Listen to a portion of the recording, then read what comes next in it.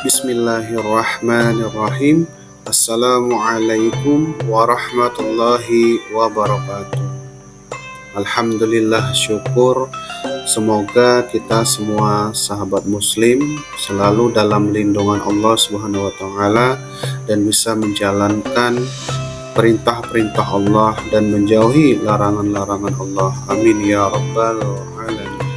Baiklah, di sini kita akan membahas tentang jual beli, yang mana materi jual beli ini terdapat di dalam pelajaran pendidikan agama Islam dan budi pekerti kelas 8 pada kurikulum Merdeka, yang mana ini ada di bab 9 yang temanya tentang menjadi pribadi yang dapat dipercaya serta terhindar dari riba dalam jual beli dan hutang piutang.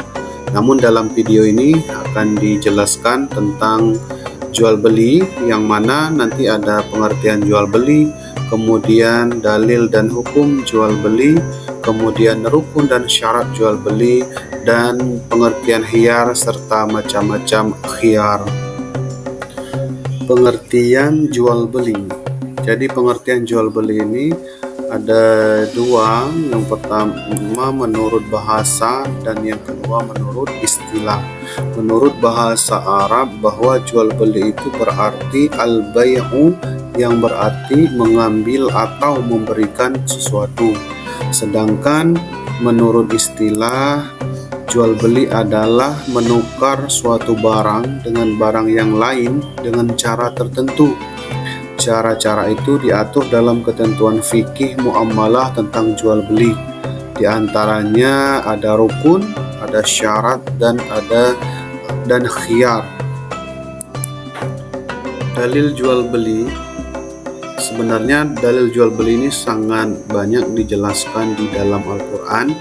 Di antaranya ada Quran surah Al-Maidah ayat 2, kemudian ada Quran surah An-Nisa ayat 29, ada juga Quran surah Al-Baqarah ayat 275 yang ada di dalam video ini.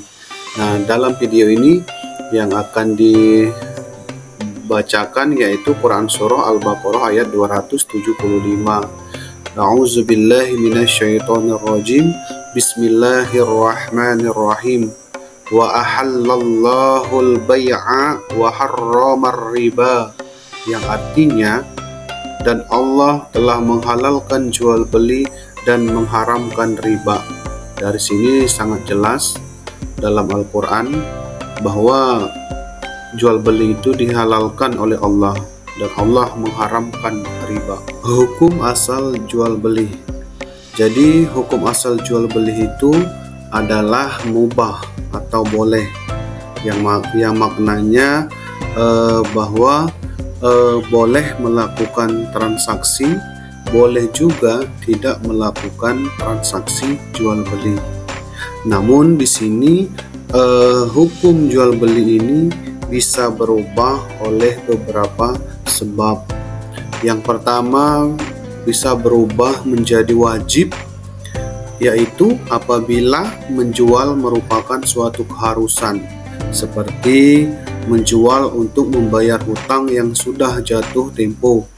Dan bisa juga berubah menjadi sunnah, yaitu apabila barang yang dijual sangat diperlukan oleh pembeli.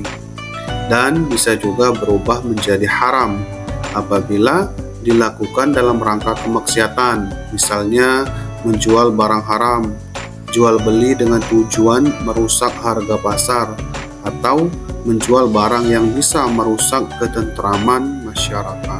Rukun dan syarat jual beli. Di sini ada 3 rukun dan syarat jual beli. Yang pertama yaitu adanya penjual dan pembeli. Yang kedua, ada objek yang dijual belikan. Dan yang ketiga, ada akad jual beli atau ijab dan qabul. Untuk itu mari kita simak satu persatu dari ketiga rukun dan syarat jual beli. Rukun yang pertama yaitu adanya penjual dan pembeli. Syaratnya di sini ada 3. Yang pertama berakal, yang kedua baligh, yang ketiga dengan kehendak sendiri. Untuk yang pertama yaitu berakal, di sini maksudnya itu bukan orang gila atau memiliki keterbelakangan mental.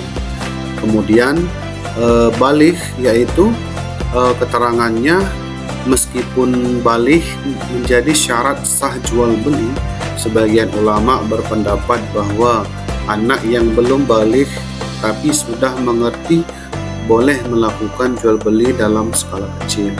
Dan yang ketiga yaitu dengan kehendak sendiri, maksudnya bukan karena dipaksa oleh orang lain.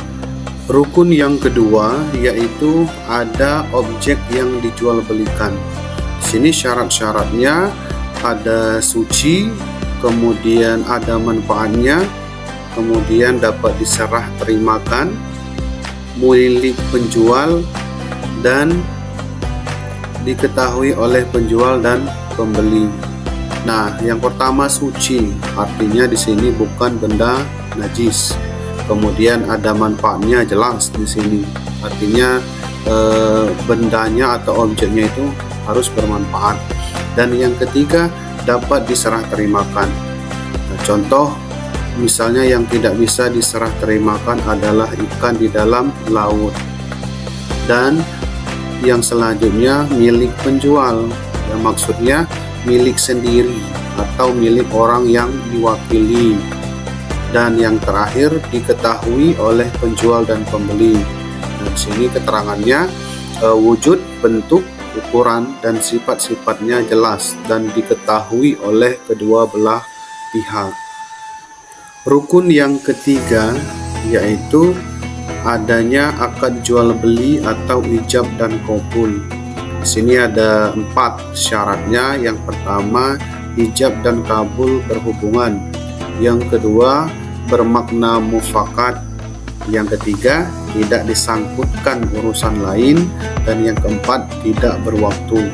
Nah, untuk yang pertama, ijab dan kabul berhubungan. Maksudnya di sini materi ijab kabul berhubungan secara langsung dan tidak berselang waktu. Misalnya, benda yang dimaksudkan penjual dan pembeli itu sama. Dan yang kedua, bermakna mufakat. Maksudnya, penjual dan pembeli bermufakat dengan transaksi yang dilakukan. Yang ketiga, tidak disangkutkan dengan urusan lain. Contoh, saya jual barang ini jika saya jadi pergi. Maksudnya tidak boleh seperti itu. Dan yang keempat, tidak berwaktu. Keterangannya tidak dijual dalam jangka waktu tertentu. Selanjutnya kita lihat tentang khiyar. Di dalam fikih muamalah tentang jual beli bisa dikenal juga dengan istilah khiyar. Apa itu khiyar? Khiyar itu artinya memilih antara dua hal, yaitu meneruskan akad jual beli atau mengurungkannya.